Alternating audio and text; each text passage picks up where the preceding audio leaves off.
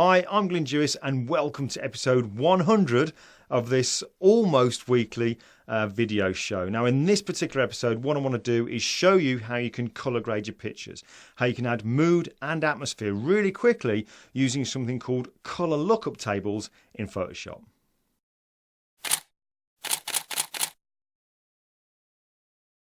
Okay, so just to set things straight right from the word go, this is actually a tutorial for those of you who are using a subscription-based version of Photoshop. So you're actually on the Creative Cloud. And that's purely because Adobe have only put the colour lookup tables, or 3D LUTs, into the subscription version of Photoshop.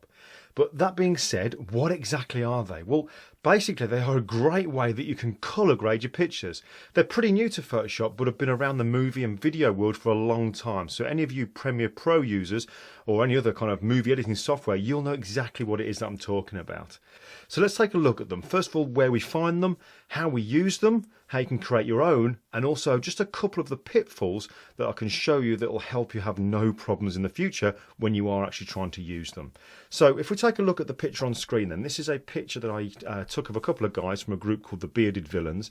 This is the final retouch picture, and you can probably see from the layers panel here where we've got a few adjustments at the top here. These are the ones where I'm basically adding in that final look. But I actually want to be able to use this look on many other pictures from now on. Now I could maybe create an action, but we'll talk about actions in a short while and why they're not going to be the best thing to use. But let's just focus on these colour lookup tables. Okay, so where are they then? Well, first of all, let's just get rid of all these layers here at the top. This is the picture at the stage now where I want to add in the colour grading. The actual colour lookup tables are found amongst the adjustment layers in the top right hand corner, so you're going to find them just up here, and there's a 3x3 grid, and when you click on that you're going to be presented with the properties here with 3 drop down menus. Oops, let's just get rid of that one there. Now when we click on the first one, as in all of them, you'll see all these different names given to these kind of like presets, and you can see that if I click on them, it's going to start adding in certain looks to the pictures. Now nothing groundbreaking or new there, especially for those of you who like to use plugins like the one I mentioned earlier on with the Color Effects Pro. But the great thing here is these are now adjustment layers within our pictures. So what that means is we can use things like opacity if we wanted to lower the opacity. We can also start to be really creative by playing around with blend modes just to see what kind of looks we can build up. And we can add more and more and more to get that kind of final look that we want. But here is how I actually do use them. And I think you'll see at the end why there's this, I do it this particular way. So I now want to add in a mood, a look to this kind of picture. When I get to this stage, what I then do, let's just close that tab just there. What I then do is go to the image menu and choose duplicate. And I click OK. And what that's basically going to do is give me exactly the same copy of the picture. So not only do we have the picture, we also have the layers over on the right hand side in the layers panel as well.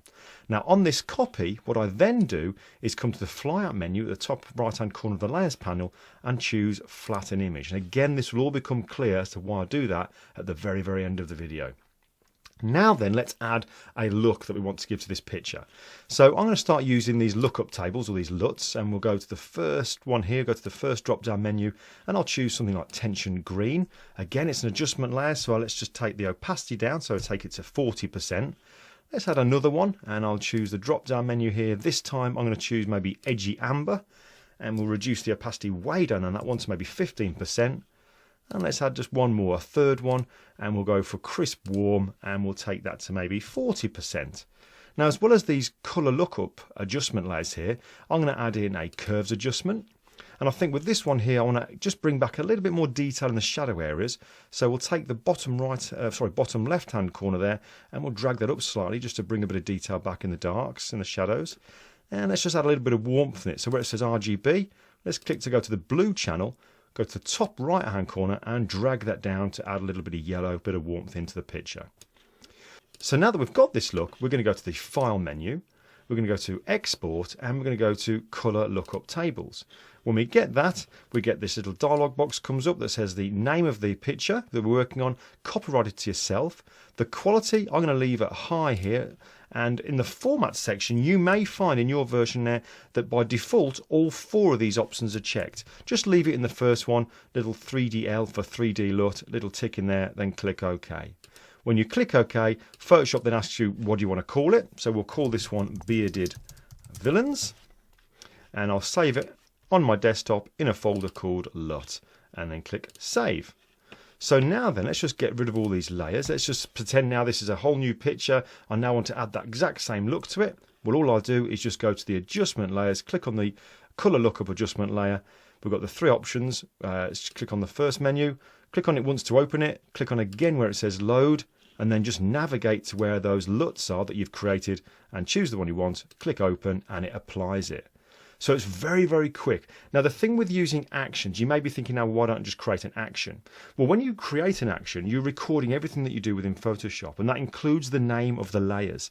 Now, you may find that when you try to use the action on a picture in the future, that the layers within the picture you're working on aren't named exactly the same. So when you try to run that action, it may look for the original names of the layers, and it starts, because it can't find them, it starts to throw a bit of a hissy fit, and it may cause problems and may not work. With the color lookup tables, it doesn't care what the layers are called, it just applies it with one click. So that's how we can use them. I've shown you can use the blend modes on them, you can lower the opacities, just to get really, really creative with them. Now let's look at the pitfalls, things that you need to be aware of when you're doing it. Now the first one is this. When you're creating them, you have to have a layer that is a background layer and it's locked. Let me just show you what happens if you don't have that. I'm going to unlock this layer and we'll just create one look. Let's just go down to here. We'll go down to crisp winter, let's say, something like that. And let's say now I want to save this out as my own lookup table that I can use later on. Well, we go to the File menu, we choose Export, and we choose Color Lookup Tables. But now when I click on it, we get this warning box that comes up saying could not export color lookup tables because this document has no background. So you have to have a background layer that's locked. So click OK. Let's go back to that layer. In fact, let's just delete that. So now that we've got this layer that isn't a background, let's turn it into a background by going Layer, New, Background from Layer. Then let's try again. Let's just create that same look. We've got crisp winter. Now let's go File, Export, color lookup tables, and there we go. We carry on as normal. We're not now getting that warning dialog box come up. So let's just cancel that one. Now the other one is, you'll notice, or remember before rather, that rather than me creating the lookup table at this particular stage where we've got all the layers in the original picture and then saving it, I actually created a duplicate, flattened it, and then made it. This is why. Let's just say we want to create that same look with this picture here. With all the layers below it. I'll go to the 3D LUTs, the color lookup tables, and we'll create the same look. So tension green down to 40%. We'll add a second color lookup and we'll go to edgy amber, take that down to 15%. Let's add that third one in. This one we're going to choose maybe crisp warm, take that down to 40%. And then that final layer that we had was that curves layer where we increase the detail in the shadow areas. We went to the blue channel and then we added in some yellow, some warmth into the picture like so. So nothing different so far. Now then, let's say that we want to save that look. So we go to File, Export, and we go Color Lookup Tables. No warning dialog box appears. We get the name of the file here, the copyright, the quality, the 3DL is checked. We click OK. Everything seems fine at the moment. We'll then name this one Bearded Villains 2. And we'll go to the desktop and we'll put it in that same folder where my original one was saved. So we've got Bearded Villains, and now we've got one that we just created called Bearded Villains 2, and we'll click Save.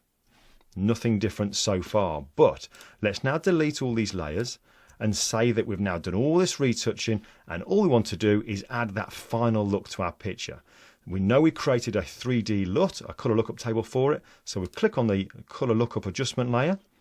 We click on the first menu, click again where it says load, navigate to the folder where we saved our looks. Let's just choose the one that was called Bearded Villains 2 and then click open. Now you might think that nothing seems that different until I zoom in, because now look at his clothing. It's all gone kind of weird. Something's gone seriously wrong here. So it really doesn't like it when you create these lookup tables when you have other layers below them that aren't just the background layer. So I hope that makes sense. So keep things nice and simple. If, however, we now apply the color lookup table from the original one we created on our duplicate image. So we go to Load 3D LUT, choose the one that was just called Bearded Villains, and then open. We can see there's absolutely no problems and the exact look we're after has been applied. So that there is colour lookup adjustments. Absolutely fantastic. I really do love these, and I'll be honest with you, in the past sort of week or month or so, I haven't even bothered going into my usual method of colouring my pictures, which is where I'm using all these ones here, Nick Collection, Mac Fun and Topaz. So, right, don't forget, if you like the content, make sure that you let others know about it. Let's share it out. This is now episode 100. So those of you who stuck with me all the way through, thank you so much. Obviously, we're going to continue, but a huge thanks from me. But please, please share it out there. It'd be great if you could do that. If you haven't subscribed already, make sure you tick that little subscribe button there, which is just another way of showing some support. But you'll also get to know when there's a new video that's been released. And if you want the same file that you can see on screen now, so that you can get to working straight away to try out these lookup tables so that you can get to know the techniques, just go to my website, join the email group by putting your email address in there, and then you'll get access to a page where you can download all the files that go with all the YouTube videos.